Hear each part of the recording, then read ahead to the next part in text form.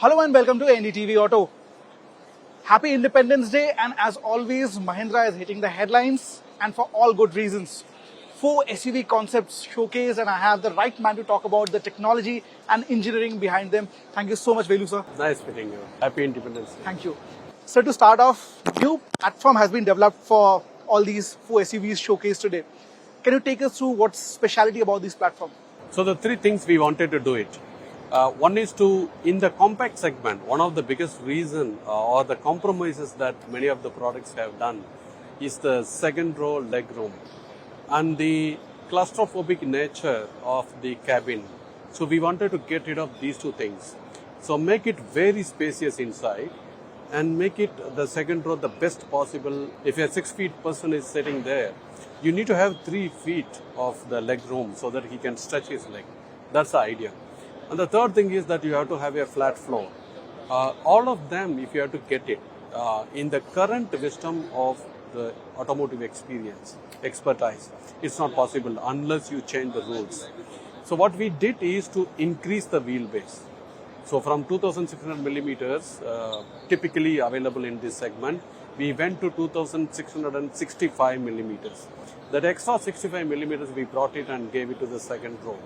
And we made it flat, and the gangway path that you have seen is the highest that you have seen. So that's the best thing that the car gets. Very spacious, very roomy.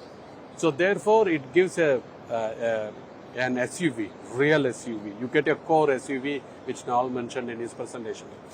What does that bring to us in a tight segment of 4.3 and 4 meter? An automotive has 3 compartments. You have a front compartment which is responsible for the powertrain packaging, also the crush space, what we call. The second is the passenger compartment space, and third you call it as a luggage compartment. The luggage compartments and the passenger compartment, you cannot touch it, and in fact we have increased by 65 millimeters.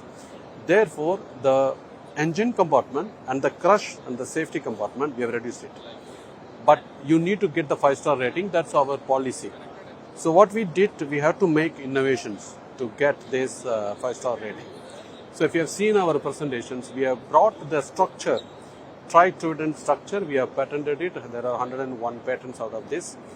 That absorbs the complete energy of this vehicle in the event of a crash within the shortest distance of the front overhang.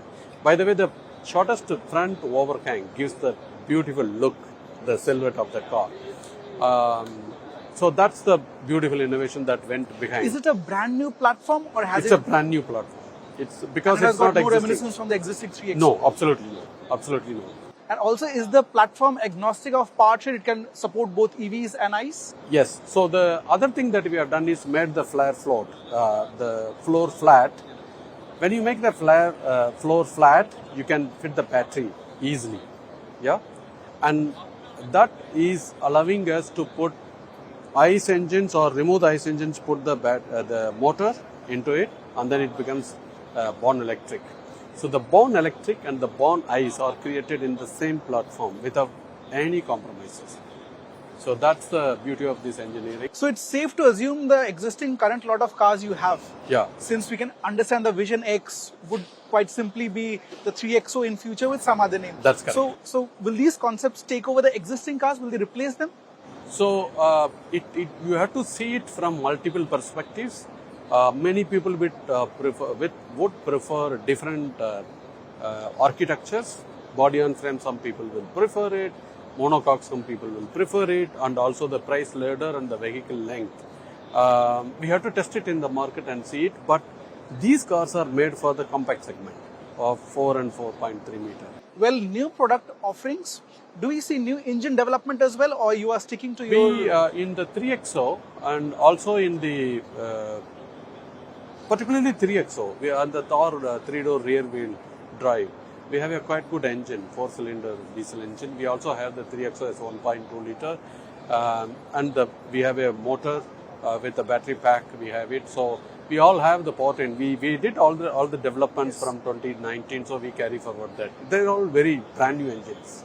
Well, safety is always synonymous with Mahindra cars, and during your presentation, we came across that you are confident of achieving full stars in A NCAP, Euro NCAP, G NCAP, and also Bharat NCAP. We did over 800 simulations. We are absolutely sure we will beat it. And what brings this confidence? We have that. We have been always been doing simulations and crash testing. We knew if this correlation is there, we will reach it. So we are absolutely confident. You know, I have explained the structure and the hot form steels, boron steels we are using extensively. There is a misnomer that the boron steel is costly, but it is also saving the weight significantly. So therefore, it's not that costly. So it's safe to assume that all-wheel drive technology of 4x4 with Vision X you can debut in sub 4 meter segment now? That's correct. So the rear side we have the multi-link suspension. So in introducing a all-wheel drive is quite easy in this. If you have a twist beam, then it's very difficult. Well, another concept, the SXT. Yes. Now, can you tell us a little bit about it more in detail, because it has got a carriage in behind? Yeah. Is it a camper? Is it a SUV? Which segment does it It's fall a into? lifestyle. It's a lifestyle. A lot of people want, IT people want farm, and they want little bit of luggage outside the passenger compartment. It's looking cute, and it's also very stylish. So you take the T and then put the luggage. It's a lifestyle luggage that you put it here and create a form factor that is lovely. So you go to farm with that. It's awesome. Also, you have touched upon the suspension. Yes. I would want to know a little bit in detail about the suspension. How is it different from your existing models? And also, I see there's a huge ground clearance. How will it affect the driving dynamics? So the ground clearance is not in a way affecting majorly. It does, but it is not. The ground clearance is needed for the battery pack to put it here. So you have to safeguard the battery pack.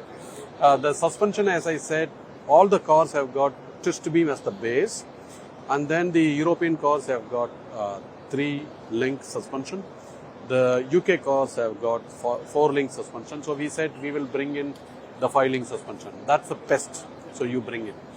Then we said we need a damper technology that gives the best ride. So we have been developing this damper, Da Vinci damper, with the supplier. That is not yet into production, neither in US nor in Europe nor in anywhere even in China. We first time bring in that technology that gives the best ride. So a combination of very lightweight body, damper technology, multi-link suspension technology gives you the best ride and handling qualities, very high agile, best ride in handling. And then the safe car with the twin trident structure with the hot form boron steels. You get a spacious car, no compromise on claustrophobic, and you get an excellent foot space, legs room, and you get an SUV. From an engineering point of view, well, you have showcased the concepts. 2027 is where you have outlined, but from an engineering point of view, how far or how much development is still required? How many months do we really see them rolling on road? So some of the cars, you might have seen already the videos, the cars in Motion, yeah.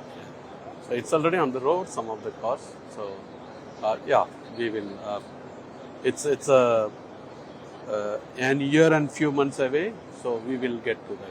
You know, in August 22 we revealed it, the B6 and 9E, and we brought exactly the dates that we mentioned. So we will bring it to production.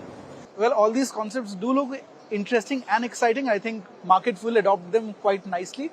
But to finish up, I had a question regarding the entire buzz regarding the ethanol that's happening. What is your take? What happens to the old vehicles, BS3 and older So vehicles? luckily our gasoline engines came from 2018. So from the beginning we have taken care. So therefore we are not affected. But in general, as an engineer, as a person in the know-how, what is your take, and how, and does it really affect older engines? Are they really affected by? It is. That's what we are seeing from the field reports. Since we have taken care, we don't have an experience of the problems. But we do hear from in the social media there is a problem. One would expect as a material engineer, knowing the details of the materials, alcohol is a strong destroyer of the bonds that are the binders, resins that are there in the plastic and rubber materials. Yeah, it's pity that if you fill in the E20 in a non-compliant E20 vehicle, you might end up in a problem. Well, lastly, so it's safe to assume you will carry on with the diesel, and there's no point As of. long as there is a demand from customers, we carry on. Thank you so much, sir. Thank you Yeah, so much. thank It's you. always wonderful talking to you. Thank you. Thank you.